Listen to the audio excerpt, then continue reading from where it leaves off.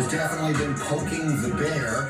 And according to ESPN tracking, Brooks has been the primary defender for 14 shots against LeBron so far in this series. LeBron has made exactly half of those, getting 50% of his looks in both games 1 and 2. Here was LeBron earlier today talking about Brooks. Game's one between 4 lines. Always has, always will be. This is a level experience. I love it. I don't want to talk much more. Tomorrow's going to be a great game. I'm not here for I'm here to play, and that's it. I appreciate it. Thanks. All right, so Michael Wilbon, as one who covered Michael Jordan through so many of his verbal battles and Kobe Bryant and others, how about the way LeBron is handling Dylan the villain? Well, you know, I've been wondering, and we get to see it on the court. It doesn't matter sort of how you answer it. Does LeBron burn over those things the way that Michael Jordan and Kobe Bryant did? He's a different personality. And I don't know that it affects him. Jalen played against Michael and Kobe and LeBron. He probably has a better feel for this. But does it get under his skin? Does he just burn to humiliate the person the next night? Remember, the guy that made the high school team that Michael got cut from when he was in high school, Michael had that guy as his guest at his Hall of Fame induction.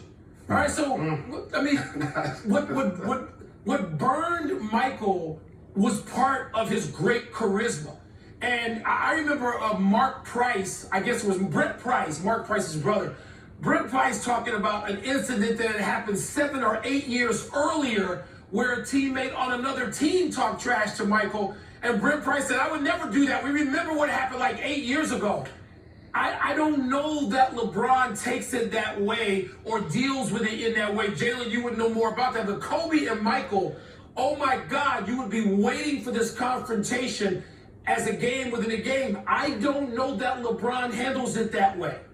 Gentlemen, let me leave this here for one moment because I'm being told that we have some breaking news. I'm going to make my way over to the studio to where Adrian Wojnarowski joins us from. You see, Anthony Davis has been a huge factor in this series when he's on and off the floor. He's played well defensively, certainly struggled from the offensive end in a Game 2 loss. But here he is, as promised, our NBA senior insider extraordinaire, Adrian Wojnarowski. Woj has breaking news. I'm told it involves Joel Embiid. The floor is yours.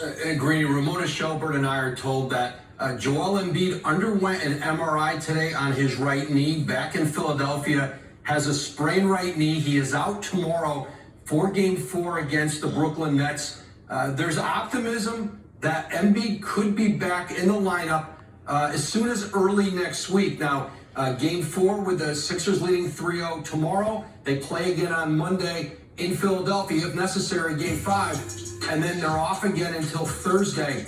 A potential Game 6 if the Sixers were to be without Embiid and lose, but there'll be no Joel Embiid tomorrow when the Sixers try to sweep the Nets in Brooklyn. Right knee sprain, but if the Sixers can get past the Nets here, there's optimism that Embiid would not miss time in the next round. Well, there was so much made of that moment last night with Embiid where he had the kick and people wondered if he should have been thrown out of the game. And so what sort of got swept under the rug was that he was limping around the entire night. And so there you have it. Okay, and then there was also news that's a major star and an Eastern Conference team that's up 3-0. Then there's a Western Conference team that it appears will be without its superstar again as it, for all intents and purposes, plays for its season. Yeah, Kawhi Leonard of the Clippers, he has been ruled out in Game 4 for LA. That right knee sprain that kept him out of Game 3 against the Suns is a real difficult situation now for a Clipper team that was already playing without Paul George. It looks like they may have to go the rest of the way here without Kawhi Leonard. Okay, Woj, outstanding work as always. Thank you. So no Embiid for Philadelphia again. They're up 3-0. No Kawhi Leonard for the Clippers.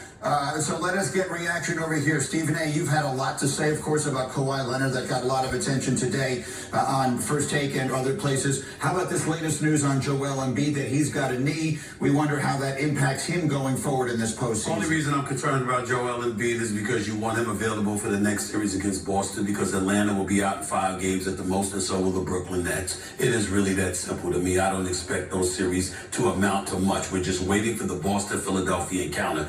In the case case of Kawhi Leonard, I stand alone probably on this, but I don't care. I think the man should retire. I'm sick of these injuries to Kawhi Leonard. I'm not questioning the legitimacy of them in any way, but my God, him and Paul George have played a grand total of about 22% of their games together. You got Kawhi, who's religiously unavailable, okay? And then the flip side to it all is that it doesn't matter. It's like, it's not even injuries that take place before all of us. This guy dropped 38 points one game, 31 points another, and walk off the court, looks absolutely fine. And then Ty Lue wakes up the next morning and finds out he can't go today. And now he can't go for a game 4 after missing all the last season and everything else. It's just, I'm just speaking for the city of LA.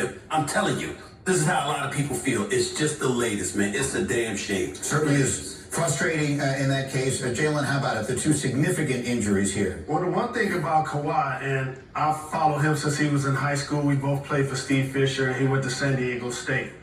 And the one thing I'll say about him is, if you saw him and he wasn't playing basketball, he'd be walking like an elderly man. I talked about that earlier in the year on this show. Like, he truly has some issues with his knees. This is what led to him leaving San Antonio when he felt like they misdiagnosed him. That's what ultimately made them divorce. And so for him, a 3-time champion, a couple of finals MVPs, a guy that led Toronto to their only championship, there's low management and there's a guy that's actually hurt. Look back at the tape last year in the playoffs. He out there limping. In game 2, I literally was texting his coach. Like, Kawhi's out there limping. He like, I don't know if he gonna finish this game. Yeah. It was to me like watching a boxer go a 15-round fight and finish the fight via knockout.